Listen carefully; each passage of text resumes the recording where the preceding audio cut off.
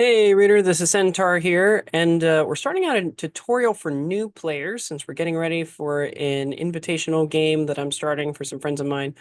I figured maybe put some of the training in a quick, video playlist that they can watch in order to easily refresh on the game. If you're completely new to Bolt Action, maybe you'll enjoy this. If you have been around the block for a while, then you already know all of this stuff.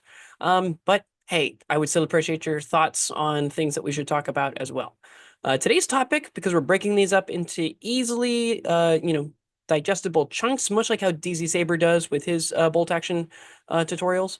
We're just talking about the basics of literally how to play the game. So we're going to talk about who goes first, how you play the game, who activates when and what they get to do and stuff like that, and then how you end the turn and move on to the next one. Nice and simple. Now we're going to be going over orders and what the actual actions are that you can perform in the next video, but in this one we're just going to focus on the core of it. What should the game look like over and over again until you've completed the game?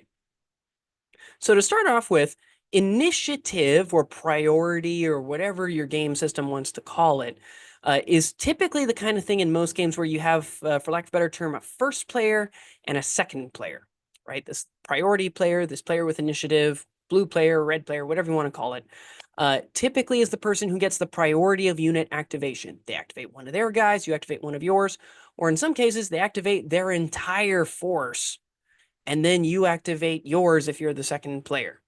Bolt Action's mechanic is neither of these. It's actually quite unique, and I rather like this. In fact, if there's one real strong point for Warlord games in general, it's the diversity of initiative options that they have. And in Bolt Action's case, I think it's actually really good because there are ways to improve your chances of going first, but it's always left chance. Okay, and so the basics behind this is that you don't activate your army, you activate by unit. And you're going to be reaching into a dice, you're going to be pulling out your order dice. And once you have that, you're then going to assign that to a unit and resolve it. Whatever the order is that you have given them to do that you have picked from the dice. You're then going to rinse, repeat that process, pull a dice, assign it to a unit, resolve, pull a dice, assign it to a unit, resolve, until all of the dice in the bag are resolved. They're all on the table. Nobody else has anything left to do. And that ends one turn. You would then go into the end phase. The end phase, typically not a lot happens, but sometimes you have to score things or flip control of an objective or in between rounds after you finish that one, but before you begin the next turn. That's when things like an artillery barrage being called in by an artillery observer or an air barrage being in an airstrike being called in by an air observer. That's when you would resolve all of those. And then you would start the next turn. So you'd go on to turn 2 and so on and so forth. You do that for 6 rounds, possibly 7 rounds, and that's the game.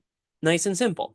And so to show you what this looks like, practically speaking, we're going to take a quick jump over to the battle board. It's going to be a completely new battle board that we're going to be working with. And so we will explain the forces that you're going to be seeing throughout the course of this tutorial to each other, just so that you can get an idea of what kinds of units there are, how many order dice each side has, and we'll walk you through the process. All right, welcome to the battle board. Centaur has also invested in a stand, so hopefully there should be a whole lot less motion sickness going on when we go to the battle board for future videos, which I think will be very helpful. Love it when we make some nice quality of life improvements. So in this case, the forces are exactly even in terms of the number of units. We have an American rifle section over here. They have 2 Browning automatic rifles and 8 men. So 6 rifles, 2 Brownings.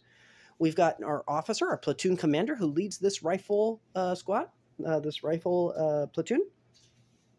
And he has a Thompson submachine gun. His furtherman, his buddy with him, his first sergeant, has a Sten gun. They're both submachine guns, so they both have the same stats. Nothing changes. And then on this side, we have another squad, second squad, which is also 8 men with 2 Browning automatic rifles. Okay, it's relatively simple how those go.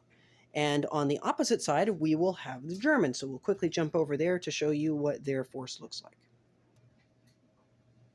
And movie magic. Now we're looking at some German units. The Germans have a lot less bodies. They only have 2 5-man squads instead of 2 8-man squads. But they are going for an increase in veterancy and a lot more equipment. So they have their officer section, platoon commander, over here. He and his 2 buddies all have STG-44 assault rifles. So they're rocking some serious firepower over there. Lots of shots as they get in closer. On this far side, we have their veteran storm unit. This is just a veteran Heer Grenadier unit with 5 submachine guns. And then on this far left-hand side, we have a 5-man regular Heer Grenadier unit rocking 2 MG-34s, as I recall, light machine guns. And then they've got their 2 machine guns, 2 loaders, and the officer who has a rifle. So clearly, they have 1 unit that's designed to sit back and shoot and provide cover. They have 1 unit that's designed to get very much in close and shoot at people, and another unit that's kind of a flex. It can kind of do both, but they are designed to play a little bit closer in range. The points between these 2 forces, by the way, are only 1 point off from each other. So in this tutorial, I mean, basically it's that one side came using the maximum number of points they were allowed to use. The other one came up 1 point short, and that was fine. Maximizing points matters a little bit at this level of play in bolt action, but not by that much. The critical thing that you'll need to know for these is just that as we're assigning dice to units and we're putting them out there, the units may be different sizes. That's okay. There are different ways to play the game. Okay? You can play it with smaller numbers of bodies that are better at their jobs. You can play it with larger numbers of bodies that can take more casualties, but maybe aren't going to be quite as good or high quality. Okay? And so now let's show you how a turn actually moves in terms of activating units. So the way this is going to go is that even though one side has way more bodies than the other, they both have 3 units. They have a platoon commander and 2 infantry sections, which is the bare minimum that you can have to play a game of bolt action. And so each side is generating 3 order dice. So the Americans will be using the olive drab color, Germans will be using the gray color. Okay? All of these dice are then going to go in a bag. This could be a paper bag. It could be a nice felt bag. It could be, in this case, an M3 Lee tank crocheted bag that my wife made for me. Also nice and big, so that way if you're running really big armies with large order die counts, you can fit them all inside the same bag. She's awesome. She's great. Highly recommend you find somebody who can crochet, who can help you make bags, because crochet bags are a very cheap way to be able to get easy order die bags for bolt action. We're going to shake this all up nice and really, really good. Make sure that they're all mixed up so we don't know which one is which. And we're going to reach inside. One player is going to take a turn being the bag man. At the end of the turn, they'll then pass it off to the next person, so each person has a chance to draw. And you're going to draw one out. In this case, it is gray, so it activated German unit. So I'm going to go over to the other side, and if I was a German player, I might decide to advance my officer section. Talk about more of what these units what the orders do in the next video. But all you need to know is you're just going to take your dice and you're going to put it right next to the other unit, whichever unit it is that you're activating, and then you're just going to resolve the activation. So it might look something like this.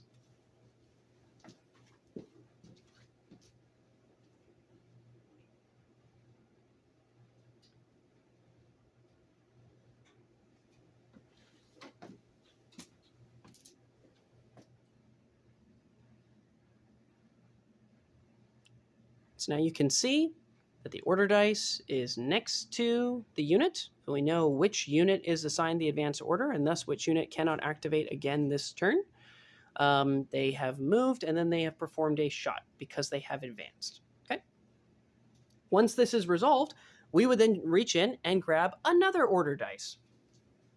And whoever's that is, that player would then assign it to one of their units. So in this case, we have a olive drab order dice. So now the Americans would assign it to one of their units. Maybe they decide to do an advance order with one of their rifle sections so they can move up and perform some shooting. And we would move on to the next dice. And once all of the dice are out of the bag, then the turn is over. And all of the dice would go back in. Turn 1 would be completed. You do anything for end of turn, and then you would move on to turn 2. Nice and simple. All right, so now that you've seen units being out on the table, each of them generates an order dice, You draw an order dice from the bag, you'd activate the unit. In the next tutorial, we're going to walk through what activating a unit actually looks like. You assign them an order and then they do something, okay? That'll be slightly longer, but you can see the concept is actually pretty simple, right? You're just going to reach into a bag, grab a dice, hand it to whichever player it belongs to. They're going to activate a unit, then you reach back inside, you're going to grab more stuff, right? Nice and simple. So the actual gameplay is easy with bolt action. And that's the beauty of it, is that it's not particularly difficult to do. The real difficulty of bolt action is figuring out which unit do I activate when, and what order should I be giving them. And that is what the next two videos are going to be talking about. So if you enjoyed this, do make sure that you save this playlist, make sure that you're following along, and I will see you next time.